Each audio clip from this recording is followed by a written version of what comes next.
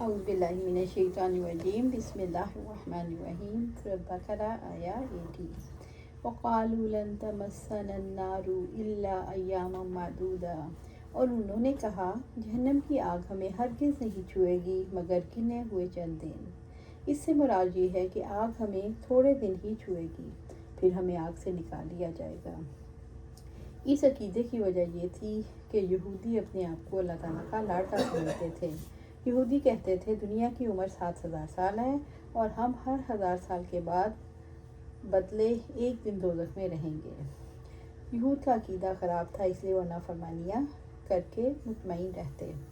ایسے لوگ سچی دعوت کو گوارا نہیں کر سکتے۔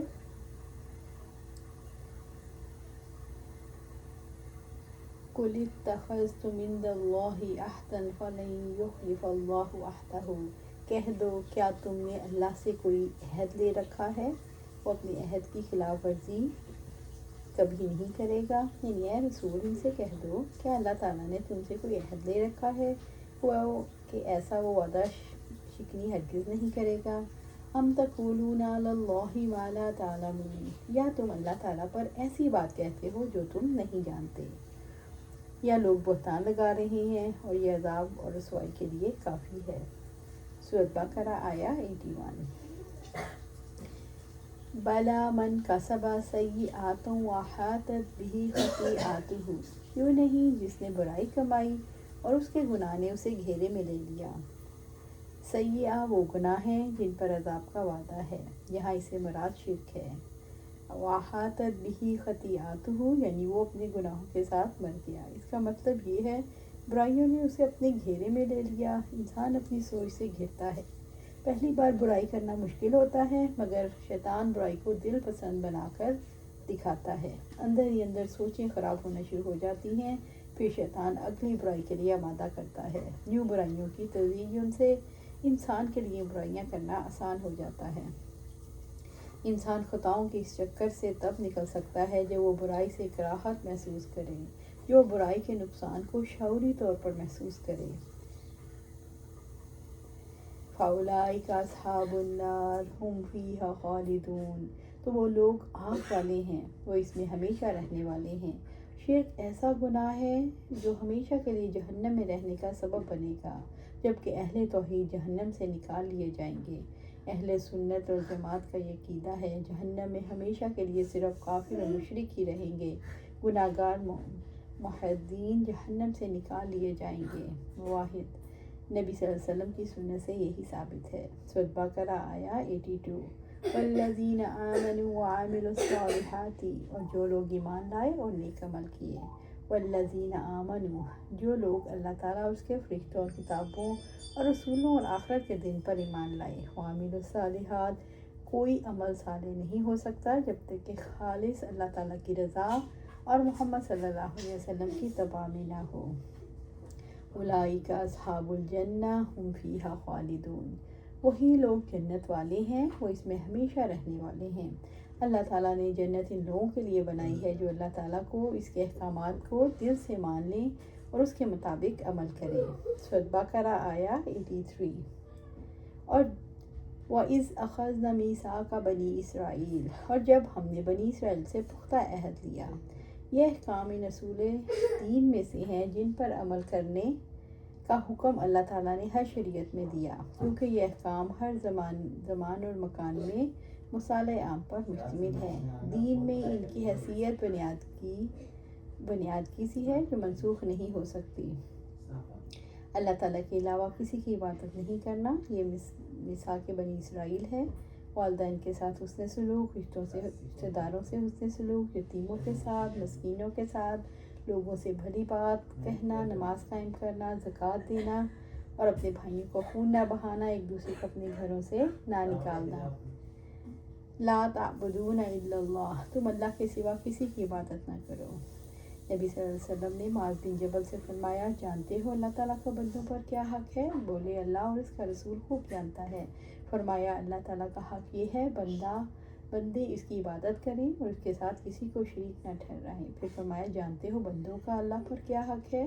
جب بندے اس کی توحید پر قائم ہوں، شرک سے بیزار ہوں، تو ان کا یہ حق ہے کہ اللہ انہیں عذاب نہ دے وبالوالدین احسانا، اور والدین سے احسان کرو۔ اللہ تعالیٰ کے حق کے بعد سب سے بڑا حق والدین کا حق ہے۔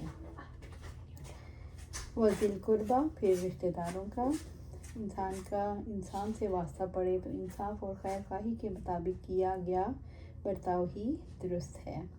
رشتہ داری حسن سلوک اور رشتے کا احساس کرنے سے جڑتی ہے۔ والیتام، اور یتیموں سے، یتیم وہ ہے جو کم سنی میں باپ کے سائے سے محروم ہو گیا۔ والمساکین، اور مسکین، اللہ تعالیٰ نے مساکین کے ساتھ حسن سلوک کا حکم دیا۔ کمزور اور محروم افراد کے ساتھ حسن سلوک کے لیے کوئی اضافی محرک نہیں، جبکہ طاقتور کا قوی ہونا اس بات کی ضمانت ہے لوگ اس کے ساتھ حسن سلوک کریں۔ وَقُولُوا لِلنَّاسِ حُسْنًا، اور لوگوں سے اچھی بات کہو۔ اللہ تعالیٰ نے بات کہنے کا حکم دیا، یعنی لا الہ الا اللہ نہ کہے، اسے اس کی ترغیب دلانا، حتیٰ کہ وہ اس طرح کہے جیسے اسے کہلوایا جائے، یہ اللہ تعالیٰ کی قربت کا ذریعہ ہے۔ وَأَقِیمُوا الصَّلَاۃَ، اللہ تعالیٰ نے بنی اسرائیل سے نماز قائم کرنے کا عہد لیا۔ وَآتُوا الزَّکاۃ، اور زکوٰۃ قائم کرو۔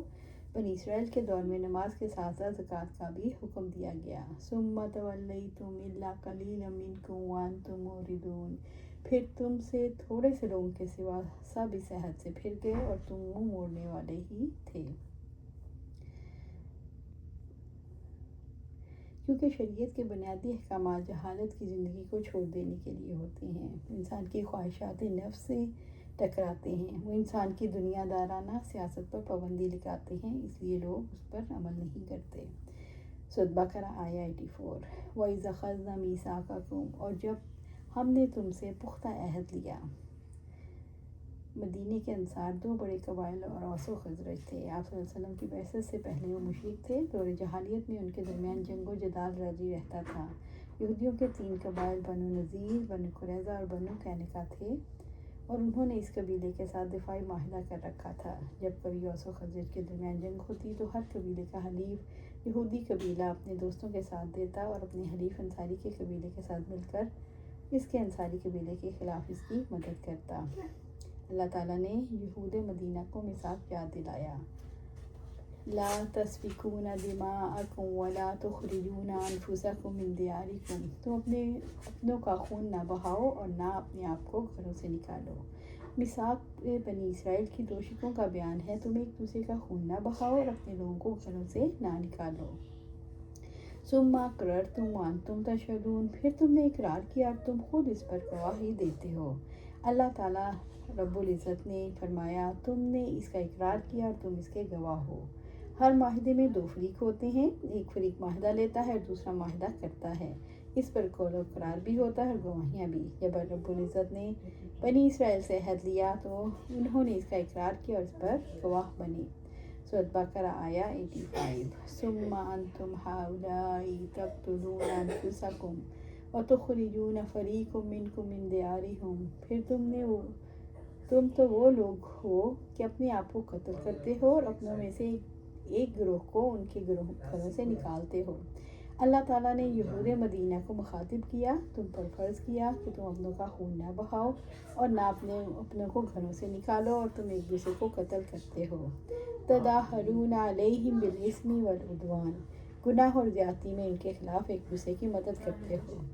رب العزت نے یہود کی طرز عمل کو واضح کیا اور ایک دوسرے کے ساتھ کتنے مخلص ہیں۔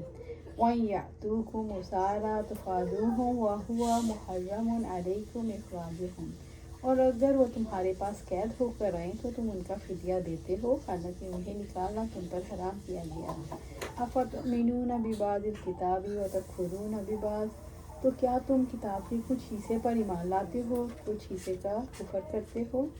یہود کتاب کے حصے پر ایمان لا کر دوسرے سے کفر کرتے ہیں، یہود کتاب کے بعض حصوں پر ایمان لاتے اور کچھ احکامات پر عمل کرتے اور کچھ کو اہمیت نہ دیتے۔